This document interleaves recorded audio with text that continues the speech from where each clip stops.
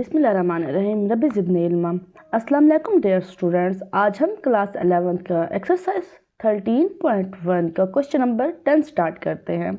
Question number 10 है the position of A car after T hours in given by. हमारे पास एक car है और टी हमारे पास टाइम को शो कर रहा है।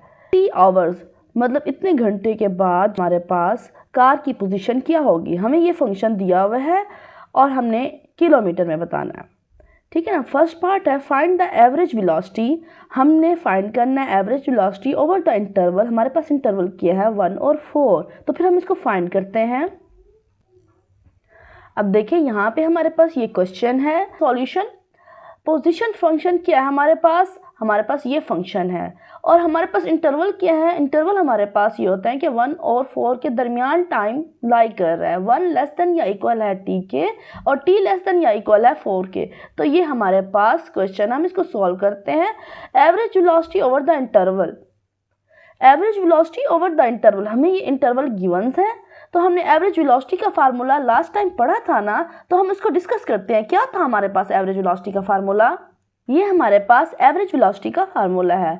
हमने लास्ट लेक्चर्स में इसको डिटेल से स्टडी किया था। किसी भी स्टूडेंट ने इसको समझना हो मेरी पिछली वीडियोस देख सकता है, हमने इसको डिटेल से स्टडी किया था। तो हमारे पास एवरेज वेलोसिटी का क्या फार्मूला है? Average velocity over the interval T to T1 denote by V लिख के एवरेज नीचे लिखना है, इज डिफाइंड एज हमारे पास S of T1 minus S of T over T minus T।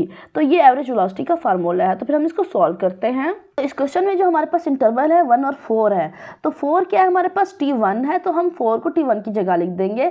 और ये हमारे पास जो T है वो हमारे पास 1 है, तो हमने यहाँ पे 1 लिख दिया। तो यहाँ पे भी हमने T1 माइनस T था ना, तो यहाँ पे 4 माइनस 1 लिख दिया। तो हम इसको सॉल्व करते हैं। देखिए हमारे पास ऐसा 4 कैसे फाइंड होगा। हमारे पास ये है फंक्शन, ठीक है ना। तो यहाँ पे जहाँ t होगा वहाँ पे हम 4 पुट कर देंगे, यहाँ पे भी 4 पुट कर देते हैं, यहाँ पे भी 4, यहाँ पे भी 4, यहाँ पे भी 4। फंक्शन में हम 4 पुट कर देंगे, ठीक है। तो अब यहाँ पे फंक्शन में 4 पुट कर देते हैं। तो फिर इसी तरीके से ये माइनस फार्मूले वाला और SF1 कैसे फाइंड करेंगे? जहाँ जहाँ हमारे पास t है वहाँ पे 1 पुट कर देंगे, तो हमारे पास SF1 फाइंड हो जाता है। देखिए हमने यहाँ पे लिख लिया, जहाँ जहाँ t था इस फंक्शन में तो वहाँ पे हमने 1 पुट कर दिया। देखिए यहाँ पे 4 का क्यूब निकालते हैं। 4 का क्यूब हमारे पास क्या होता है? 4 4 ज़ा 16, 16 4 ज़ा 64, 64 से फिर 2 से मल्टीप्लाई करते हैं 128 आता है। 4 4 ज़ा 16, 16 को 3 से मल्टीप्लाई करेंगे 48 प्लस 4, इस तरीके से। अब ये जो माइनस है, इस माइनस का बड़ा रोल होता है। माइनस अंदर वाले जो साइंस है उनको चेंज कर देता है। ये अगर माइनस प्लस है तो यहाँ पे माइनस हो जाएगा, ये माइनस है तो माइनस माइनस प्लस, और यहाँ पे भी -1 आ जाएगा। इसी तरीके से हमने इस क्वेश्चन को तरतीब से लिख देना है, क्योंकि 4 - 1 3 के इक्वल होता है, तो 1/3 और फिर हमने इस तरीके से इसको लिख दिया। अब देखिए हम इसको सिंप्लीफाई करेंगे, इसको सॉल्व करेंगे। तो फिर हम इसको सॉल्व करते हैं। देखिए 128 को माइनस कर देंगे 48 से, फिर जो आंसर आएगा उसको प्लस कर देंगे 4 से, और जो आंसर आएगा उसको माइनस कर देते हैं 2 से। इसी तरीके से जो इसका आंसर आएगा +3 और -1, ये कैलकुलेटर से बहुत इजीली हो जाएगा। इसी तरीके से कैलकुलेटर में लिखें और सॉल्व करते जाएं, तो हमारे पास आंसर क्या आ जाता है? 84। 84 को 3 से डिवाइड करते हैं तो 28 आता है। दस average velocity over the interval, हमारे पास ये इंटरवल है 1 और 4 इज 28 किलोमीटर पर आवर, ठीक है, कि इतने किलोमीटर उन्होंने 1 घंटे में तय कर लिए, ठीक है। इसी तरीके से हमने क्वेश्चन को सॉल्व करना है। तो अब हम नेक्स्ट क्वेश्चन समझते हैं। इसका नेक्स्ट पार्ट है find the instantaneous velocity at t = 2। तो हमने इंस्टेंटेनियस वेलोसिटी फाइंड करनी है t = 2। तो फिर हम इसको फाइंड करते हैं। ये हमारे पास फंक्शन है, ये इसके इंटरवल्स हैं। हमने एवरेज वेलोसिटी फाइंड कर ली थी। अब हम इंस्टेंटेनियस वेलोसिटी फाइंड करेंगे t = 2। अब हमारे पास टाइम क्या है? 2 के इक्वल है। तो फिर हम इसको सॉल्व करते हैं। अब देखें ये हमारे पास इंस्टेंटेनियस रेट ऑफ वेलोसिटी का फार्मूला है। ये हमने लास्ट लेक्चर्स में पढ़ा है।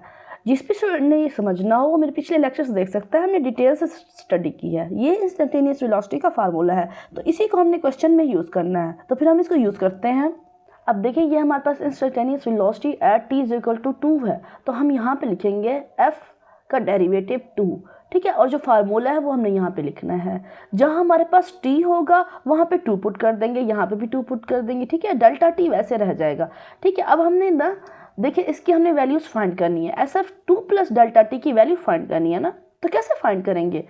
हमारे पास जो फंक्शन गिवन था, अब देखिए ये हमारे पास फंक्शन गिवन था S of T 2t cube minus 2t square plus T. तो यहाँ पे अब हमने वैल्यूज़ को पुट करना है, हमने S of 2 plus delta T find करना है। ऐसे हम एस 2 प्लस डेल्टा टी को फाइंड करेंगे, जहाँ पे हमारे पास टी होगा वहाँ पे 2 प्लस डेल्टा टी पुट कर देंगे। देखिए यहाँ पे टी था तो 2 प्लस डेल्टा टी का क्यूब तो -3, 2 प्लस डेल्टा टी का भी square plus 2 plus delta T, इस तरीके से हमने इसको पुट कर दिया। अब देखिए हमने ये वाली वैल्यू अलग फाइंड करेंगे, फिर ये अलग फाइंड करेंगे, फिर इनको फार्मूले में फिर इधर पुट कर देंगे। अब इसको हम इक्वेशन फर्स्ट का नाम दे देते हैं।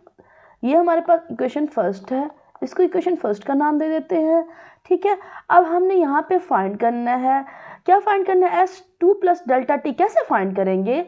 हमारे पास एक फंक्शन था ना, उसी फंक्शन में हमने जहाँ टी होगा वहाँ 2 प्लस डेल्टा टी पुट कर देंगे। 2 प्लस डेल्टा टी का क्यूब, यहाँ पे टी था ना, टी का क्यूब था तो हमने 2 प्लस डेल्टा टी का क्यूब पुट कर दिया। अब यहाँ पे -3, 2 प्लस डेल्टा टी का square plus 2 plus delta T, इस तरीके से। अब देखिए यहाँ पे क्यूब का फार्मूला खुलेगा, यहाँ स्क्वायर का फार्मूला खुलेगा और इस तरीके से इसको भी हम खोल देंगे। अब देखिए यहाँ पे क्यूब का फार्मूला खुलता है तो इस तरह से यहाँ पे हमने क्यूब का फार्मूला खोल दिया। क्यूब का फार्मूला हम कैसे खोलेंगे?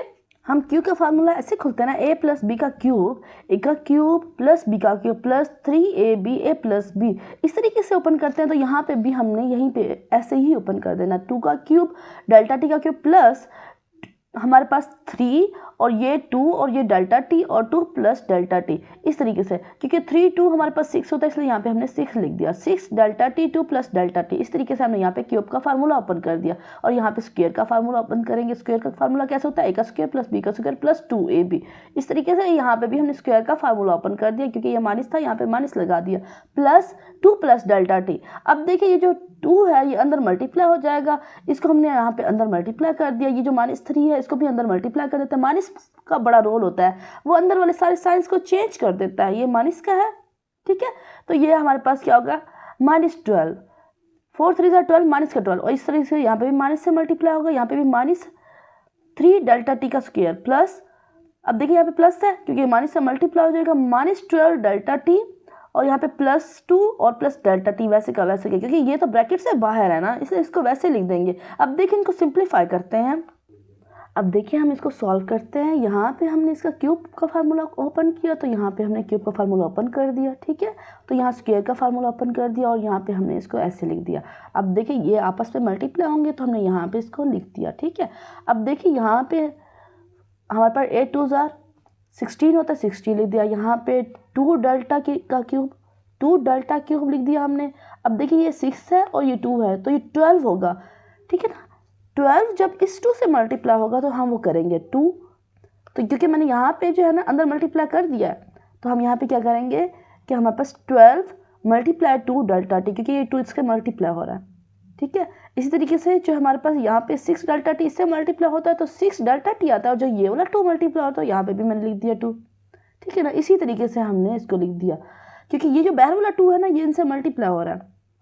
ये 6 2 12 डेल्टा टी और जो ये वाला 2 था ना तो यहाँ इससे मल्टीप्लाई हो रहा था तो यहाँ पे मल्टीप्लाई मैंने लिख दिया क्योंकि हमने इसको आगे प्रोसेस कर दिया। और देखो यहाँ पे भी इससे मल्टीप्लाई हो रहा है, ये 6 डेल्टा टी तो हमारे पास 6 डेल्टा टी स्क्वायर बनता है, और ये जो 2 है ना बाहर वाला ये अंदर मल्टीप्लाई हो रहा है तो मैंने 7 लिख दिया है, ठीक है।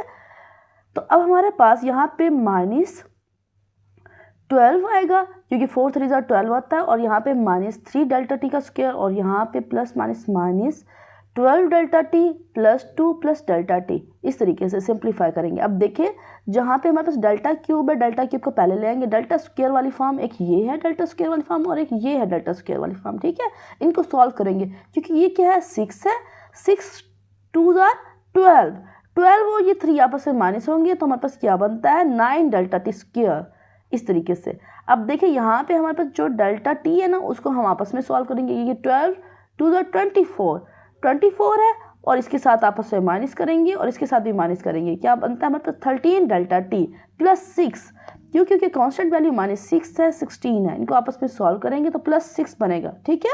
इसी तरीके से हमने इसको सिंप्लीफाई कर दिया।